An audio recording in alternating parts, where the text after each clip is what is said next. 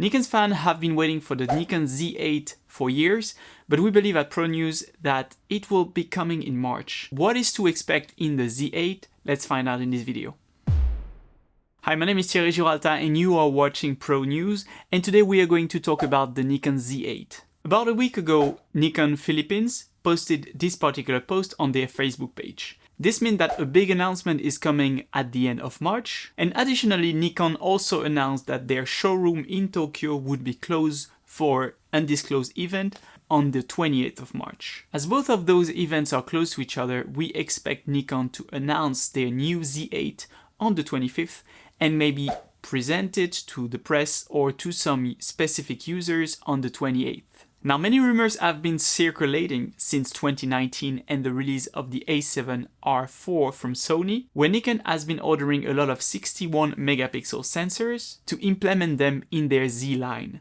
At the moment in the Z lineup, you already have an entry level with the Z50, a mid-range camera with the Z6 Mark II, and a top-end camera with the Z9. What is currently missing is a high-resolution focused model, and the Z8 could fit extremely well in this particular role using the 61 megapixel that was rumored in 2019. Now, apart from this information, there is no leaked information per se, but I would say that in this day and age, we can expect 8K footage from the Z8, at least 30 FPS, but maybe 60 FPS. 4K 120 also seemed like a given, and also a higher burst rate than the Z7 Mark II, which is now capping at 10 frames per second. So we can expect maybe 15 or 20 frames per second electronical shutter.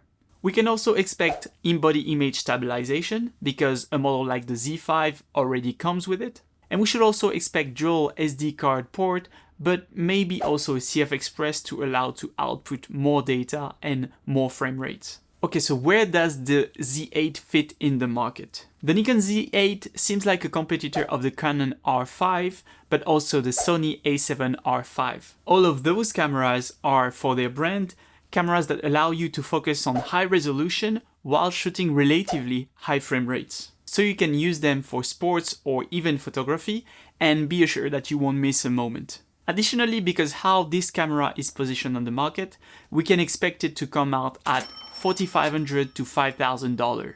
Are you interested in a Nikon Z8? Would you get one if it gets released in March? Let us know down in the comment. Thank you for watching and make sure to subscribe to Pro News for more news when it comes to videography and photography.